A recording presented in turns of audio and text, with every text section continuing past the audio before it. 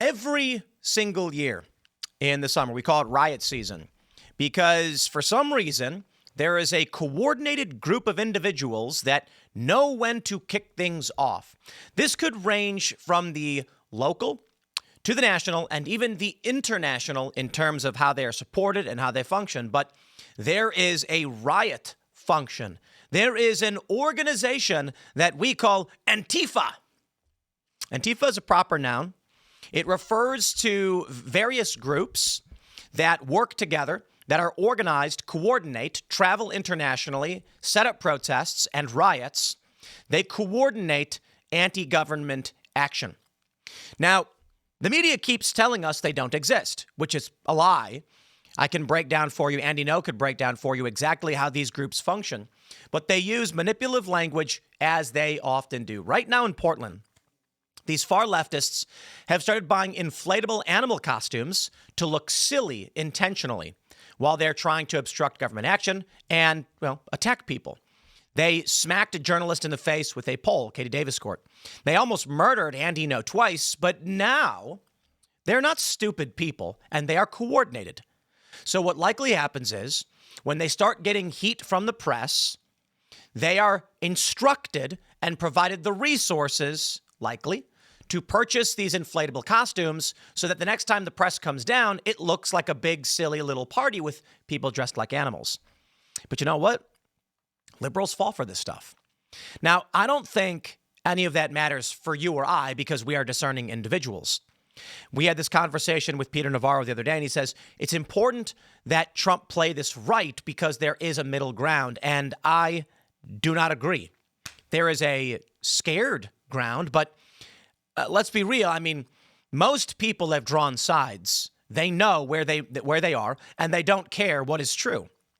You can go to a liberal all day and night and show them a video, and they're very, very, very unlikely to change their mind. And it's because the issue with Antifa and the far left and what's going on in this country has nothing to do with what is true or even what these individuals want in government. It has to do with who surrounds them and provides them with resources. Ladies and gentlemen, welcome to what we would call the parallel economy. This is when there are two distinct structures operating for which, if you act outside the bounds, you are stripped of your resources. I've explained this for years. I have talked about how geographic hyperpolarization will lead to civil war. This is where we are. Now, it's really easy to understand when it's something like a National Guardsman or an ICE agent lives in California. Donald Trump says, I want you to go and arrest the illegal immigrants. And then the ICE agent says, okay. Then Gavin Newsom says, if you do this, we will arrest you. We're not literally there just yet, but we are looking at Illinois trying to go after ICE agents now, so things are escalating. That is a very obvious parallel economy. And that is, well, it kind of always existed. There's a federal and a state. So when you live in California and you're facing threat from government, they could take your home, they could punish your family. You're going to say, listen, the choice is my country or my home. I choose my home. That was the issue in 1861. But what do we have right now before we get to that point where it's to that degree? The parallel economy is literally just, listen, everyone at my job and my boss are liberals, okay? If I come out and say these things, I'm fired. So it doesn't matter if it's true, they're not going to side with you because their access to food, shelter, and resources are tied to that moral worldview, whether it's intentional or otherwise. Some people might just work for a locksmith company, and the boss is a raging lib. That's the creation of the parallel economy. Glenn Beck says the FBI came to his house to learn about Antifa. And he says, Saturday, I got a phone call. And now what's happening is on the other side, they're mocking this. They're saying it's stupid. Well, this is just literally the FBI investigating. Why would they not investigate a man who's been targeted and sent death threats? Of course they would. They would do the same with Nick Sorter, I believe, probably Andy No. And, well, here we are. Now, I'll say it again. In the Bulwark, they put out this podcast where they're like, oh, there is no Antifa. Well, it's just so strange because they could at least say there is no central Antifa cell, but there are numerous Antifa cells that work together in a network. They coordinate, they organize, they share resources, they have financing, they have funding, they have lawyers. There is an Antifa. Then they go, it's just an idea. Well, why are they lying? Like, again, if they wanted to come out and say, listen, there are numerous Antifa cells, we call them. There's New York Antifa. There's Rose City Antifa. Those are specific. They recruit. They give out information. They take tips. They have a core network body that organizes. They travel the country to network with each other. And yes, there are individuals that we have long referred to as the tourists. And these are the people we believe to be principal leaders. That doesn't mean they have authority and that Antifa guys are going to snap to attention and salute them. It means that when these people show up in this place, they go, tell us what to do.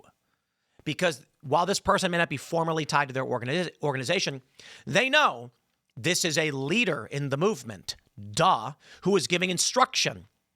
The reason why they lay back and avoid overt high-level titles so they don't go to prison. They're trying to navigate through our legal system. Well, there's one guy named Mark Bray, who was a professor who wrote the Antifa handbook. He's fled the country. So, yeah, they have leaders. Like a guy who writes a book instructing people on how and what to do and flees the country and also is all reportedly had a international fund to send to various Antifa groups. Listen, you don't get to fly a banner, call for terrorist actions. That's what the dude had posted. Whether that they should resist legally and illegally, okay, terrorism. You don't get to then give people money for that affair and then say, there's no proof that I'm in charge of anybody. Yeah, when you give them money, right. But it's also a lot of this, won't someone rid me of this priest? These people, they wear black bloc, they dress up in all black because their intention is to loophole through the law. And that's the game they're playing. They are crafty terrorists. They exist. Now, here's what Glenn Beck had to say for media. Actually, before we get started, guys, join the Discord server. Go to timcast.com. Click join us. Look at that, $10 a month. And you make all of this possible. Without you, we couldn't do it. And as a member, you'll get access to our Discord community with tens of thousands of people. I kid you not. They hang out. They're talking. They're partying. They got pre-shows, after shows. Community is everything. This is exactly what we're talking about with Antifa. They have community. They talk to each other online. They have Discord servers. They have networks. And then they have people who work in media who will lie to cover this fact up. Crazy. How is the left so successful? Well, as successful as they are because they have community. So when one person needs something, someone has it. Someone says, I need somebody who can do graphic design. Someone has it. Then they make a flyer. Then they recruit. It's important to understand. Here's the story from Mediaite. Glenn Beck said Kash Patel dispatched agents to his house to ask him about Antifa. Antifa, short for anti-fascist. Let's just pause real quick. Again, they're just lying. Well, Antifa is technically, it is capital A, as you may have noticed. Capital A because Antifa, anti-fascist action, is actually a long-standing it's funny. I wouldn't call it a group because it's not like it's not an ideology. It was a faction in Weimar Germany. It was a literal group. That name has been transferred to a new group. So you can call this modern Antifa, neo-Antifa, or something like this. Right? Like the people like neo-Nazis. We don't say they're literal Nazis. So this is like neo-communists or something. Neo-coms. They have various groups. They are organized. They plan actions. I'll show you. We'll prove it. Trump and his admin have invoked Antifa to partly justify the deployment of federal agents and National Guards to Democratic-run cities. Indeed. Glenn Beck said, so we dove head first and we analyzed the Antifa network and we went from the street thugs to the support groups, eventually the funding. To say the FBI was interested in this might be an understatement. Let's just say the FBI is turning over every single stone. It is so clear to me that they are exploring all angles of this and they are talking to anyone and everyone that can give them any kind of information. He said, Saturday, I got a phone call with the director. We get it. Okay. So where are we at right now? Let's see what we got. Left insists Antifa isn't a real organization despite multiple violent public incidents made up. This is from today, from Fox. Democrat lawmakers and liberal pundits are increasingly claiming Antifa does not exist. No Antifa organization exists. This is made up. But let me just pull up the doop-a-doop. They're lying. Here's Rose City Antifa. You may be saying, but this is just one city. They said no Antifa organization exists. Here's one of them. There's dozens, okay? They have an email recruiting list. You can email them to join their organization. They have social media accounts clearly run by people. What is this that I've pulled up? RevCom, I wouldn't necessarily say is Antifa. They are a bit different, and a lot of Antifa people don't like RevCom. And RevCom usually just like goose steps around cities. But they are refuse fascism. So it is, you can see here, refuse. What happens if I click this? The time has come for the fall of the Trump fascist regime. This I think is somewhat different, because my understanding of RevCom is I've seen them everywhere, and I've not seen these guys actually get violent. So I could be wrong. Here's a New York City Antifa, literal chapters with emails and social media and general correspondence where you can reach out to them. So this is just off the top of my head, okay? There is no look, I want to make sure you see this. No Antifa organization exists. This is made up. John Harwood posted to X on Wednesday. Okay. I wonder what the response is. Here's Lisa Elizabeth. Just because you don't want it to be true, let's zoom in. Doesn't mean it isn't. They exist. I've been around them. I've been assaulted by them. When a group of violent activists meet and organize, self-identify as Antifa, wave flags and wear patches that say Antifa, chant Antifa, what do you call that, John? You're wrong. Now, by all means, you can argue it's just a flag. It'd be like flying a swastika, right? You don't say that swastika is an organization. The only issue is Antifa is. This is literal Rose City Antifa. They have a website. They have emails. You can reach out to them. They literally exist. Here's a meme, the Skinner meme. Antifa is not an organization. We just have a flag, uniforms, official colors, local chapters, meeting places, email signups, and clear directives for members. They have lawyers. They have financiers. Remarkable. Why do they have a leadership and a handbook stating to overthrow the Constitution of the U.S.? You are a lying terrorist sympathizer. Now, to be fair, just these photos right here, and I think we'll break all this down. This might not be Antifa. This could be Red Guard. Who knows? This is the John Brown Gun Club. Now, of course, you could argue that Antifa is basically like the swastika to their John Brown Gun Club, but Antifa literally has chapters. And that's what matters. So a lot of people need to understand this, guys. So everybody responding to Harwood, showing him various leftist groups, you need to break down the networking effect that they have. If you want to point out he's wrong, simply show him that here's two, Rose City and NYC, and they aren't the only ones. Those are just the ones that I pulled up. Literally a group called Antifa that has an email sign up and says they say we're closed members. They used to recruit.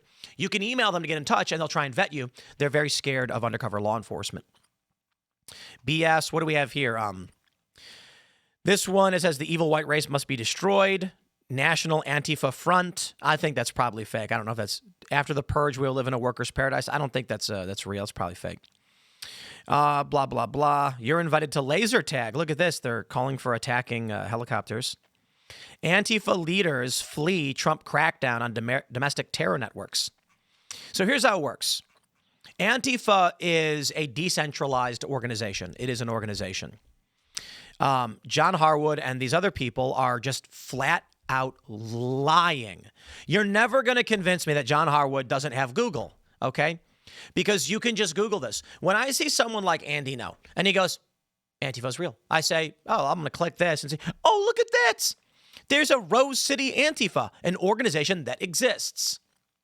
Now, when you start backing away and looking at the bigger picture, you find that there's various groups, like the National Lawyers Guild, for instance, that provides legal support to Antifa and other left-wing groups. I wouldn't say that they are Antifa. They are part of these networks that support terrorism. The National Lawyers Guild would probably say, we don't support terrorism. But based on everything I've seen, I'd argue they do. I was at an event in Boston, and a bunch of right-wingers showed up with shields. They were having a free speech event. Antifa showed up to threaten them with violence, and they had clubs and shields. I'm sorry, not shields. They had clubs and crowbars and stuff like that. And it was funny. I actually got attacked while at that rally, but not like physically. The guy was swinging at me, but intentionally missing, I don't know what he's trying to do. These people are insane. And the National Lawyers Guild, because I've known them for a while. In fact, they've used my video as evidence to aid some of these individuals, some activists, were standing there. And then I said, how come the National Lawyers Guild is only over here? And they went, what do you mean? And I said, the National, they wear green hats and they're legal observers. I said, how come you're only on this side and not observing the other side? And they went, what do you mean? And I was like, I thought the legal observers were to protect peaceful protesters from government infringement, authoritarianism. Nope. The National Lawyers Guild is a progressive, left-aligned legal group that operates independently to provide legal support to Antifa and other far-left extremists. That's what they do. So if you're a conservative and you are out peacefully fighting for free speech, they have lined up against you. And if you get attacked by Antifa, they will bear witness on behalf of Antifa to benefit them. They have lawyers. This is how they were able to attack D.C. in 2017 and get away with it. They are very, very organized. Here's one of my favorites. Let's do this. The Bulwark, we'll play this in a second, but we've got dozens are killed by ISIS-linked rebels. What do you mean? There is no ISIS. These people are just flying a flag of an idea. Why would they call it ISIS-linked? New York Times. How about this one? Manchester synagogue terrorist pledged allegiance to ISIS. What do you mean? ISIS is just an idea, right? These terror attacks had nothing to do with ISIS. Washington Post. Teen arrested day before he planned to attack churches in name of ISIS. You get the point. There is an ISIS, okay? And it's been mostly decimated. When these attacks happen internationally, they say it's in the name of ISIS. It's ISIS-linked, pledged to ISIS.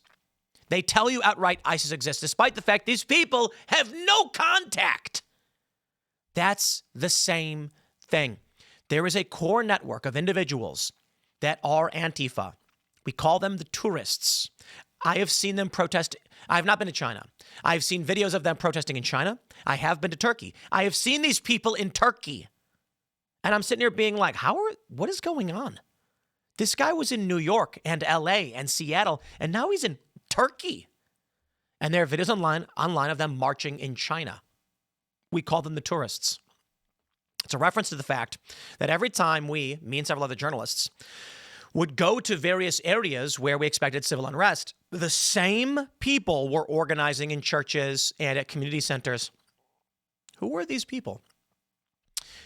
They are Antifa. They have the Antifa patches. They fly the flag. They exist. They were at Occupy Wall Street. The tourists. They're real. You can look it all up. But let me just point this out, and we'll grab our friends from the Bulwark here. What they are attempting to do is fly under the radar intentionally to make it harder to prosecute and go after them for things like RICO. The left are very clever.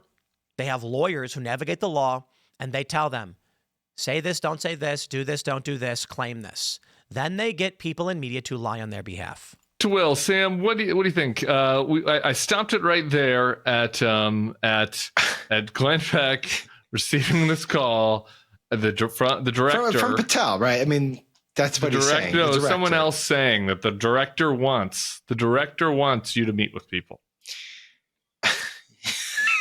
I mean, so there's two ways to think about it. One is like Dan Bongino is just still watching Glenn Beck and is like, yo, Cash, you got to check this out.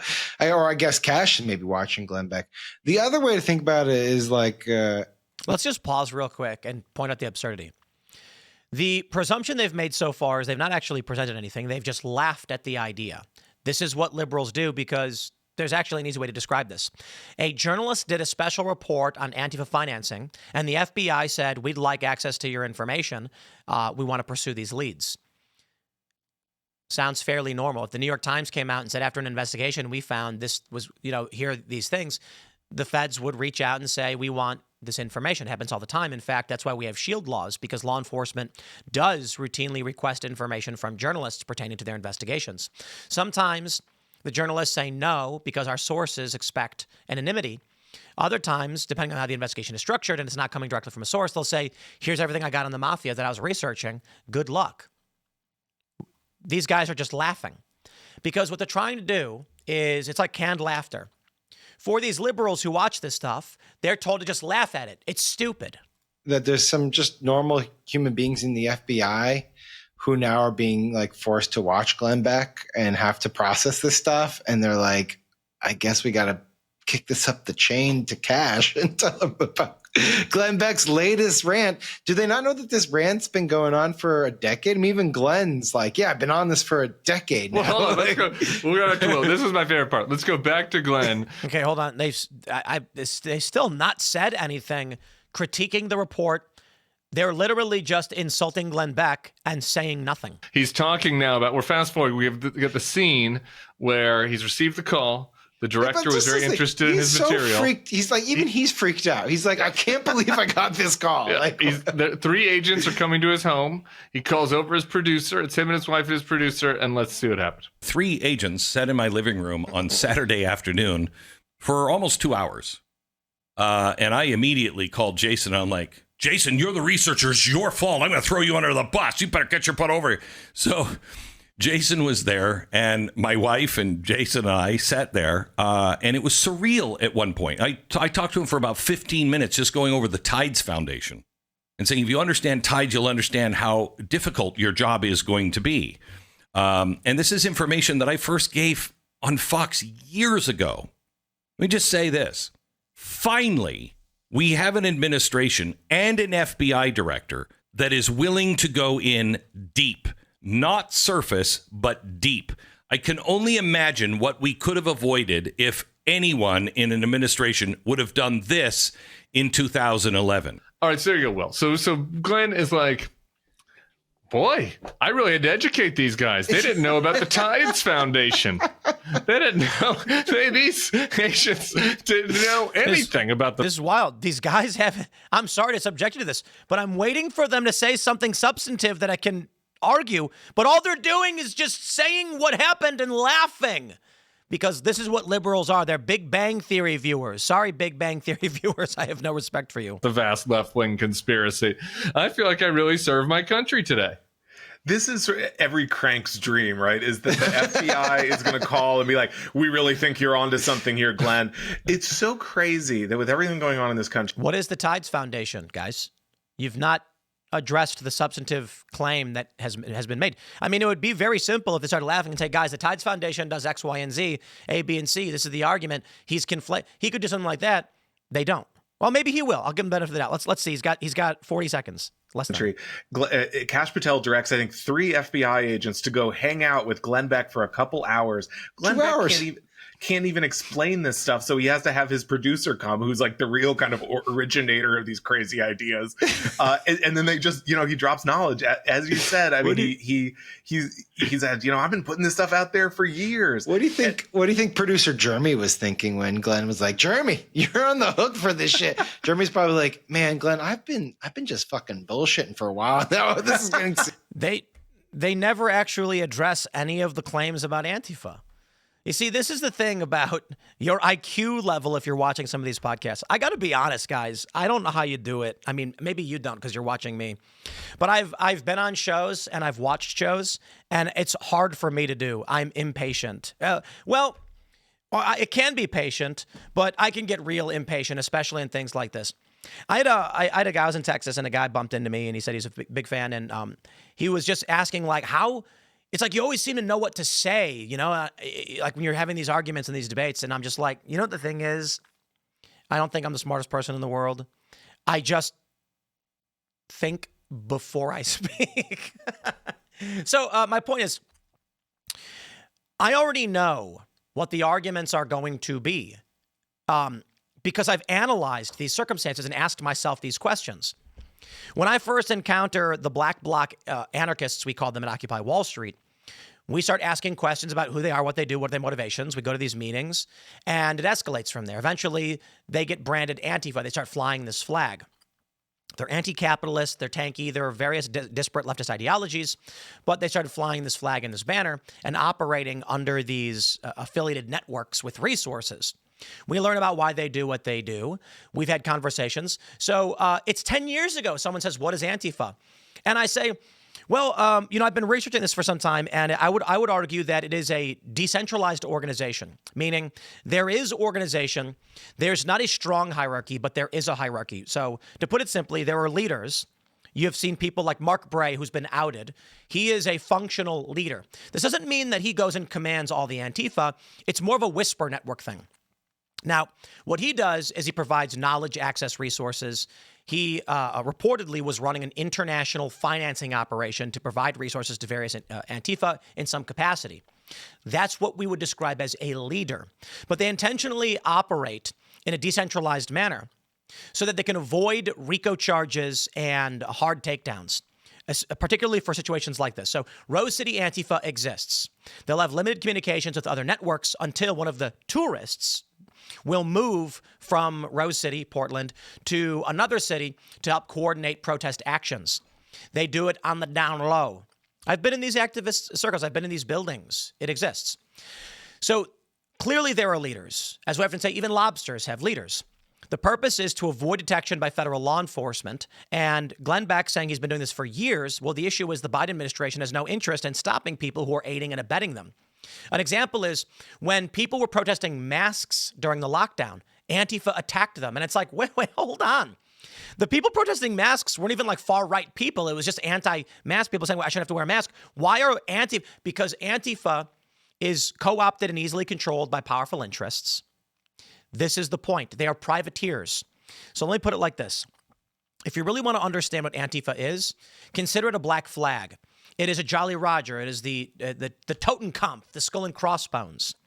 These are people who operate for the benefit of a powerful political faction, but they essentially operate under de facto letters of marque. Rose City Antifa is an organization. They exist. There's their website. New York City Antifa exists. Boom, there's their website. There's Atlanta Antifa. There's a bunch of others. There are various NGOs, networks, and legal apparatus that will join them and move around the country.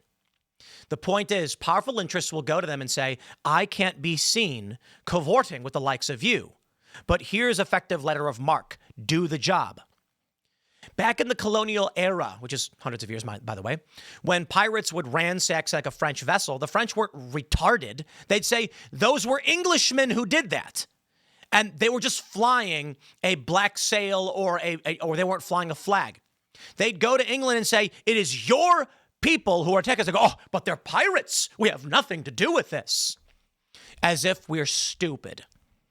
It was to create a difficulty in navigating the space legally. Well, ultimately it leads to war, by the way, because the French were just like, it's not just the French, though. That's the point. These people, what they're doing, it's a gaggling batch of morons. They never actually refuted any of the arguments. They never presented any information. They simply said, ha ha, Glenn Beck is so dumb. Well, there are people who live in that reality, and they believe it. I don't think we're having a real conversation with a middle ground anymore, to be honest. I think what we're actually looking at is people who are discerning and people who are not. And if you're not, ain't nobody going to wake you up. But let me just point this out. I'll say this, my friends. Man, I've seen some of these podcasts where they open with the guy being like, So today there's this story, and I'm just like, I don't know how people do it. Because I got, go, crank it up 2 times volume. I already talk fast enough. I ain't got time for this. But if you want to watch the Bulwark podcast and clap like a seal, have fun. I'm going to wrap it up there. Smash the like button, share the show. Stay tuned. More to come throughout the day. Follow me on X and Instagram at Timcast. We'll see you all in the next segment.